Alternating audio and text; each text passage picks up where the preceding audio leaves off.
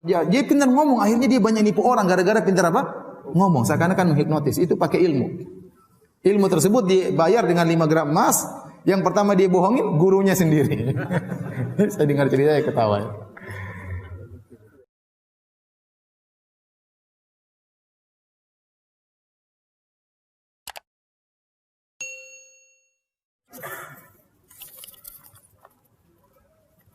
Ustaz, bolehkah kita bekerja sama dengan jin? Habiskah manusia untuk diajak kerja sama?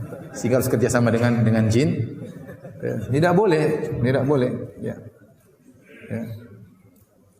Ya ma'syaral jinni qad istamta'tum minal ins wa qala awliya'uhum minal insi rabbana istamta'a ba'duna bi ba'dhin wa balaghna ajrana alladhi ajjalta lana. Ya. Pada hari kiamat kelak Allah akan mengumpulkan manusia dan jin. Maka Allah berkata, wahai jin sekalian, sungguh kalian telah telah banyak menyesatkan manusia. Maka manusia berkata dari penolong-penolong jin, ya Rabb kami dahulu saling istimta', saling menyenangkan. Menyenangkan bagaimana? Jin melayani manusia, manusia memberi ketundukan kepada jin. Ya, jin itu sangat senang untuk diagungkan. Makanya Allah sebutkan dalam surat Al-Jin, kata Allah, wa annahu kana rijalun minal insi ya'udzuuna birijalin minal jinni fazaduhum rahaqa. Dan dahulu ada sekelompok laki-laki dari manusia minta perlindungan kepada sekelompok jin, maka semakin menambah kesombongan para jin. Disebutkan dalam buku tafsir, baik tafsir Al-Qurtubi, tafsir At-Tabari, tafsir Ibnu Katsir. Dahulu orang-orang Arab jahiliyah kalau mereka melewati suatu lembah, mereka berkata, na'udzu bi sayyidi hadzal wadi min sufahai qaumihi.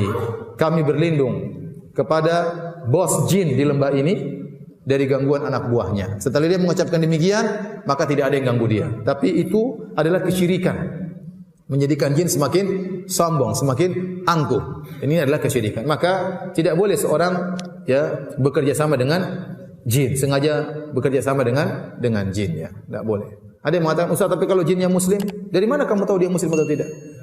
Zahirnya, Ustaz. Bagaimana zahirnya enggak kelihatan? Ya, kalau manusia bisa kita cek zahirnya, dia ke masjid, dia ke ini. Jin dari mana ente cek ya? Ya. Apalagi Nabi berkata tentang setan kata Nabi, shadaqaka huwa kadzub. Setan itu benar kali ini tapi biasanya dia berdusta. Dan kita menutup pintu-pintu ini, ya.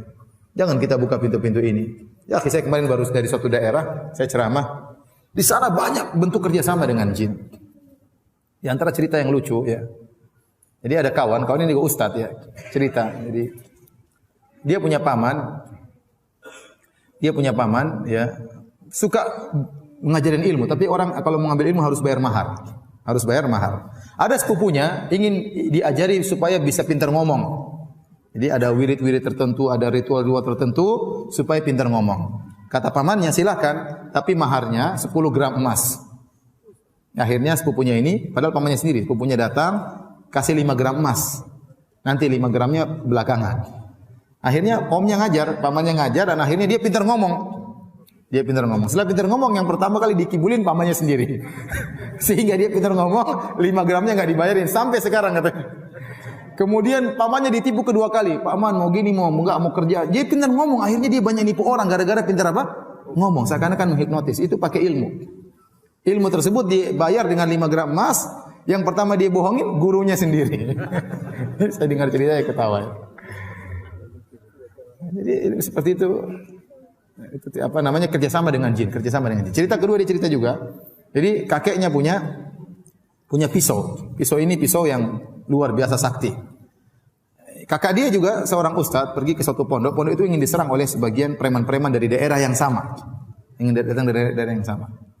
Akhirnya kakaknya ini jengkel, dia pulang kampung, dia ambil itu pisau kakeknya. Pamannya udah ngaji, kakaknya udah ngaji, dia juga udah ngaji ustadz, ya. Dia bawa pisau tersebut. Pas tiba-tiba preman-preman tersebut datang dari kampung yang sama, dia bilang, kalian mau lawan saya? Ini pisau saya ambil dari kampung saya. Ayo, berani enggak? Enggak ada yang berani. Takut sama pisau tersebut. Akhirnya pisaunya lupa dia bawa pulang. Kakeknya di kampung sakit-sakitan, gatal-gatal, bengkak-bengkak. Kata dia, mana itu pisau? Tidak dikasih makan, saya kesakitan sekarang.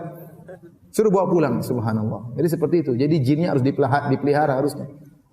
Khodam dipelihara, dikasih mahar, dikasih macam-macam. Ada wirid-wirid tertentu. Ini semua wirid-wirid bid'ah yang tidak pernah diajarkan oleh Nabi Sallallahu Alaihi Wasallam. Jadi saya katakan jangan membuka pintu kerjasama dengan jin. Kalau ternyata kerjasama dengan jin boleh, maka yang lebih utama Nabi dan para sahabat bekerjasama dengan jin. Mereka sangat perlu dengan jin dalam perang Badar, dalam perang Khandaq, dalam perang Uhud, dalam perang-perang yang lainnya. Namun mereka tidak pernah bekerjasama dengan jin. Wallahu ta'ala alam bisawab.